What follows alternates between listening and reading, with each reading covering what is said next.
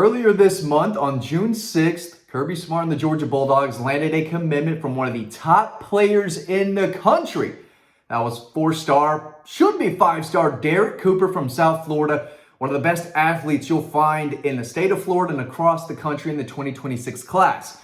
Unfortunately, he opened up his recruitment just a few days later on June 10th, but he was back in Athens this weekend for a big visit to Georgia with his team in a camp setting. He spoke with the staff, and of course, he wasn't going to leave town without giving your boy an update. So I'm going to talk about that and two other guys that I think are going to be five-star prospects sooner than later who are in town for a big visit this weekend. But I do want to start off with Cooper, who is a big deal. 6'1", 190, offense, defense, special teams. This guy can do it all. Again, committed to Georgia, but quickly backed off. But it's clear Georgia's still in the running. Here's what he had to say about the visit. He said, Georgia just told me to take my time with my recruitment and that there's no need to rush. Coach Smart said he's going to keep recruiting me hard. What makes Georgia different from other programs is that they keep up with me every day and make sure I'm good. They really want me to play running back. They love my ability to catch out of the backfield as it goes well with their offensive play style. But he was primarily a defensive back last year for Cardinal Gibbons. Made 49 tackles, 4 interceptions. He runs at 10.7 in the 100-meter. Number 2 athlete in the country. Number 3 prospect in Florida. And the number 25 overall prospect in the country for his class. He's a big deal. And I still think Georgia sits in a really good spot for him. But a tremendous athlete. And the fact that they went down to Florida and even got his commitment for a few days says a lot, because everyone wants this young man. He's got size, he's got length, he's got instincts, and they like him at running back because of his ability to catch the ball and run. You're running a 10.7 at 6'1", 190. That is elite. That is elite right there, and Georgia's in a really good spot. So definitely a guy to keep an eye on, and you can read more about him for free over on Dawg Post, so make sure you check that out. Another guy who I want to talk about is a wide receiver from Douglas County in the Atlanta area. Big deal, and someone that I think is, I don't want to say trending Georgia's way, but Georgia made a big statement with him this weekend. Of course, he gave me an update as well. I'm going to talk about him in just a second, but first I got to plug collegebronze.com. That's where you get the #1 Bulldog statue on the market today. 35 pounds of stone. This bad boy ain't going anywhere. Get it right now before everyone gets one in July, in August. When Georgia's beating Clemson and Alabama and Ole Miss, right? And Texas, maybe, right? Alabama, maybe. But you know what I mean. You want to let your neighbors know that you're pulling for the Dogs, right? If they win another national championship, how are your neighbors going to know that you're a Georgia fan? Get your Bulldog today with a discount. Promo code DAWGPOST, DAWGPOST. It's the deal of a lifetime. It really is. You can get it in the description below in this video. That's where you can read all the 5-star reviews. It's a 5-star product. You are going to love it. There's nothing like it out there. Beautifully handcrafted in Roswell, Georgia. Small business, okay? So if you support small businesses, local businesses, get your Bulldog today and don't miss out on the discount. Promo code DAWGPOST. Get yours in so you get it sooner than everyone else who's going to buy it right before the college football season. Okay, Aaron Gregory, 6'2", 175. I saw him in person for his spring practice, one of the best wide receivers across the country for his class. And when I spoke with him in person, it didn't feel like Georgia was really pushing for him, which was really surprising to me because the kid can absolutely play.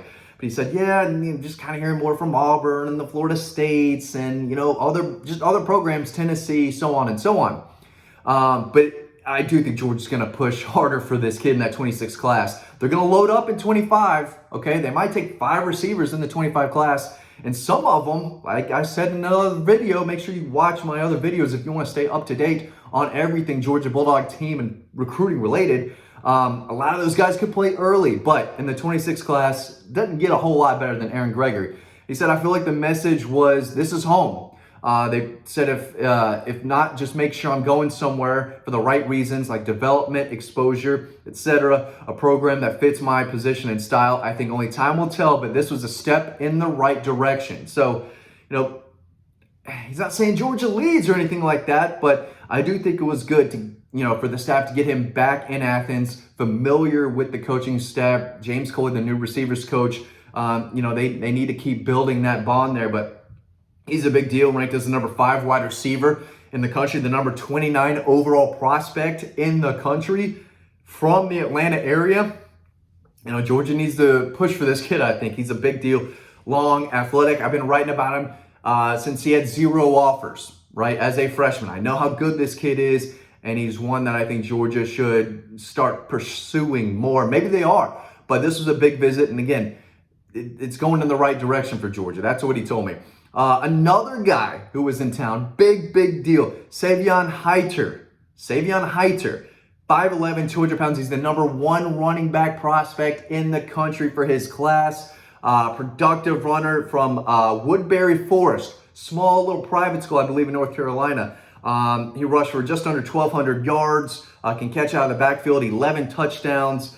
He rushed 150 times last year, averaged 7.1 yards per carry, averaging 117 a game. He's the number 6 overall prospect in the country for his class. He was in Athens for a spring practice and gave me an update on how that went. He said practice was very fast-paced. It looked like every single player was getting reps and getting coached up. It was crazy how Coach Smart was in the middle of the field, but was still able to notice everything going on during practice. Coach Crawford, Georgia's new running backs coach, is all about developing his running backs all the same, regardless if you're a starter or not. They're back-to-back champs.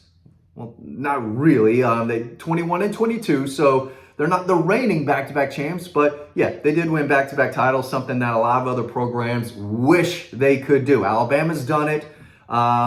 Most programs haven't. Georgia has, and they did it recently, and that stands out to a lot of these out-of-state backs, a lot of out-of-state players, really.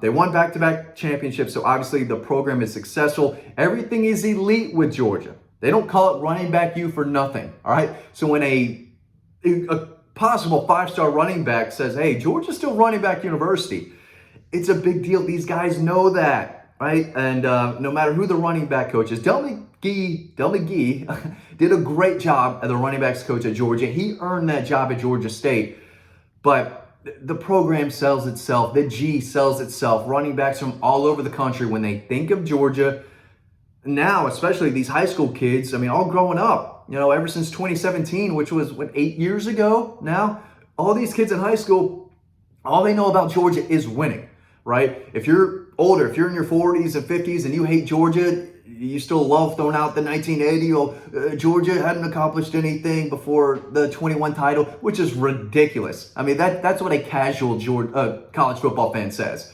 right? Georgia did win the SEC, which is a big deal, 2002, 2005. They were probably the second best team in the country in 2007. They played for the national championship in 2012. It just happened to be called the SEC championship game. So when people try to say that Georgia didn't win anything from 1980 to 2021, it's ridiculous. And they're showing that they're not a very smart college football fan.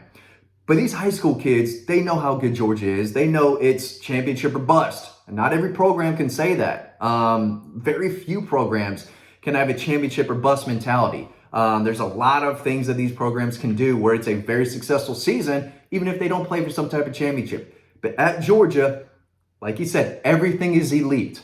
The way they practice, the way the coaches coach, the strength and conditioning, the nutrition program, everything they do is top notch. And that's how you build a championship program. And these out-of-state kids, they know that. The in-state kids certainly know all about it. They live among Georgia fans in the Peach State.